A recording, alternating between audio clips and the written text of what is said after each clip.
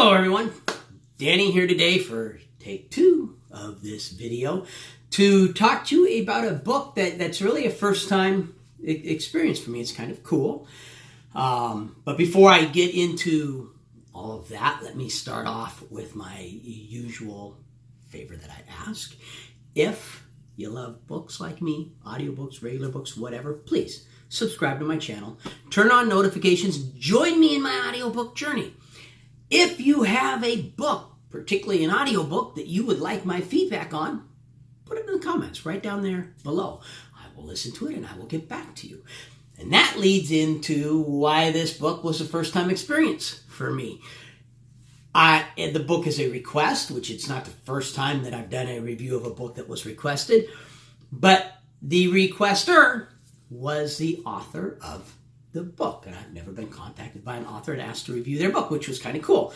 Now, when the author, Chad Robert Morgan, contacted me, I went in and I looked at the book, and my first thought was, this book sounds really cool. Yeah, I'll be happy to do a review of it. I let Mr. Morgan know that the review will be completely honest. I'm going to say exactly what I think about the book, as I do with all of my reviews. He was fine with that, so they're all transparency and everything up there. To the book, there's only one thing that I would have liked to have changed about this book, and it really had nothing to do with the book. It had to do with the weather outside. I would have preferred to have listened to this book on cold, dark, stormy, maybe fog enshrouded kind of days, like around Halloween. That's really the way the book feels. So it's about this officer, or used to be police officer, named Daniel. He quit the force after he shot and killed a kid that was trying to kill him, and the kid was legitimately trying to kill him. But he didn't want to go through that again, and he hates guns now. And he gets contacted and told that the love of his life, who just up and disappeared on him, committed suicide and left a daughter behind that she claims he's the father of. He gets a paternity test. He goes out to pick up his daughter, and things go off the rail for him. It goes from this kind of a feeling of almost more like a police murder kind of a feel, and it's very short, the period of time where you feel like you're listening to a normal book. It goes from that straight into this very, very unique feel. The feel of the book is quite unique and different to any other book that I've ever read or listened to. If you read the publisher summary tells you that Danny is required to make I'm Danny, he was Daniel. Daniel is required to make a choice between his daughter and saving the world from the apocalypse. Don't know that I really agree with that publisher summary there. It really misses the feel and the flavor of the book. First off, the book does not feel pre-apocalyptic. The book feels extremely post-apocalyptic. Very shortly into the book, they get trapped in this town that has been sucked into an alternate universe. Everyone in the town has been virtually wiped out. There's all of like 3 people left alive in this town, and it's just overrun with monsters. So it has this post-apocalyptic monster horror movie, alternate dimension kind of a feel to it. It is a really unique feel. I'm gonna re-listen to this book come Halloween, because that's where this book would really fit, around Halloween time. I mean, it's got a Halloween kind of a feel to it. And the bad people want to sacrifice his daughter, and the book explains why it has to be his particular daughter, because it has to be her, can't just be any little girl. Want to sacrifice her to open the rift to the rest of the world and be able to destroy the rest of the world with the rift. And the only thing keeping them from doing that is Daniel, and the fact that he will not give up on his daughter.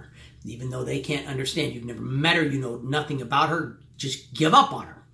And he's not willing to do that. He's an honorable guy, and it's his daughter, and duty comes foremost to him. So even before he feels affection for the little girl, he's her dad. He has a duty to her, and he's not going to give up. And he is a warrior.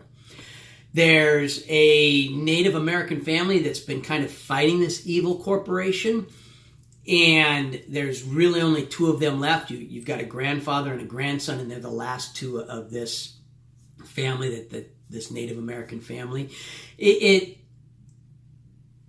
grandfather is a professor who has studied his own Native culture and belief system and several other Native cultures and belief system, and kind of ties them and weaves them all together to come up with the story of how we are now and what needs to happen now in order to close the rift forever. Although, as Daniel points out at a point in the book, your idea of forever is not his idea of forever. The ending, when it comes very quickly. I had looked at the book and knew I had less than an hour left on the book and hadn't started into the final battle, so it didn't catch me by surprise. But if I'd have just been listening straight through, the ending and how short it was would have surprised me. And it was not a bad ending by any stretch of the imagination. I really enjoyed the ending. The ending threw a couple of wrenches in there.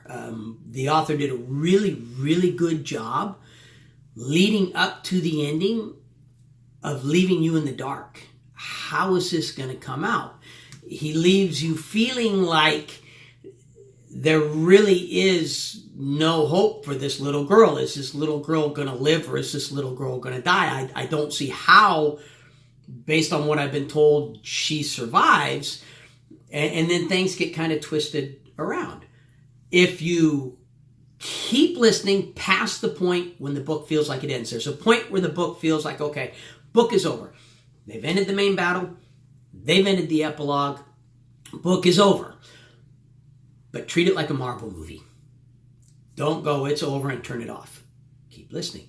There's more to come. Just like with a Marvel movie. You get into the credits, and all of a sudden, now they don't do credits. It just all of a sudden has this jump scene added to the end of it that lets you know. So up until that point, when the book ends, it feels like a one-off. A novel. It's just going to be a one-time story and done, and that's too bad because, this would make a fun kind of a world and series to do battle with. And then it makes it clear this actually is not a one-off. There is going to be more to come. When that's going to be, I don't know. It's a book that is intended for mature audiences. Most definitely intended for mature audiences. There's foul language in it. There's not really sexual content, but you get the lustful thoughts of certain people towards other people. You've got a scene where a young lady offers herself to a guy just to get him to stay with her so he won't leave. She'll do whatever he wants, kind of a thing. Nothing ends up happening, but even more so, I think this is a movie, or a book. It feels like a movie. And I'll get to that in a second. It feels like a movie. But this is a book that will give a lot of children nightmares if they listen to it, especially depending upon their age and everything else. So I would recommend that parents listen to it first before they let their children listen to the book. If I know some people, their kids would be fine from a young age because they've grown up watching horror movies and everything else. And that's how this book feels. Through the majority of the book, it feels like you're watching a really good, suspenseful horror movie, the kind of horror movie that does give people nightmares, not the kind of horror movie that is just cheesy blood, guts, and gore with no real suspense or anything thrown in. It's narrated by a full cast. As I've said in other videos, it's rare that I find an audiobook narrated by more than one narrator that I enjoy. When you use multiple narrators, it's so easy to make the book feel choppy. It's so easy to have the narration interrupt the flow. You're going along, you're listening to one particular voice, and then all of a sudden another one cuts in and it ruins the flow of the movie and kind of takes you out of the book.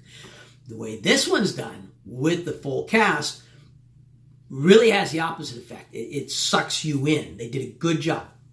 Chad Robert Morgan, the author, is one of the cast members. in the narration, and I believe, I'm not 100% sure on this, I pretty sure I read this though, that he's the narrator. So you have a narrator who's narrating the story, and then the cast does the voices.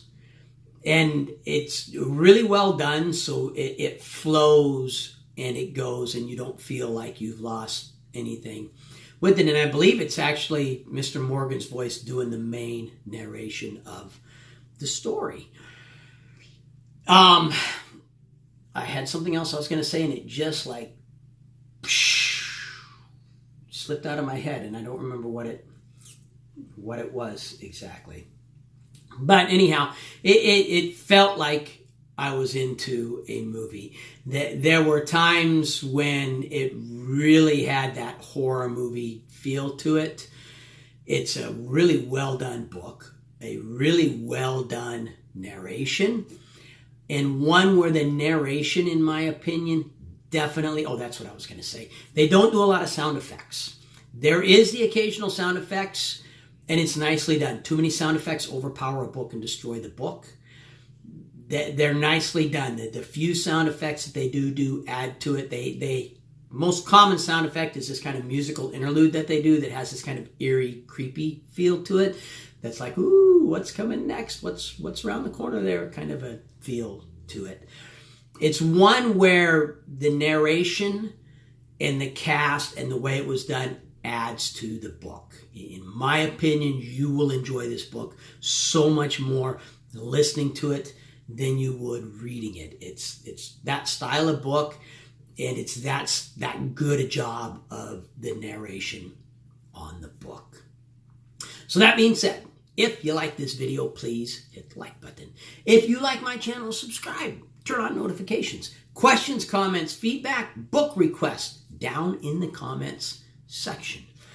But most importantly, no matter what else you do today, make sure that today you listen to at least one really good audiobook, and I absolutely recommend The Last Rite by Chad Robert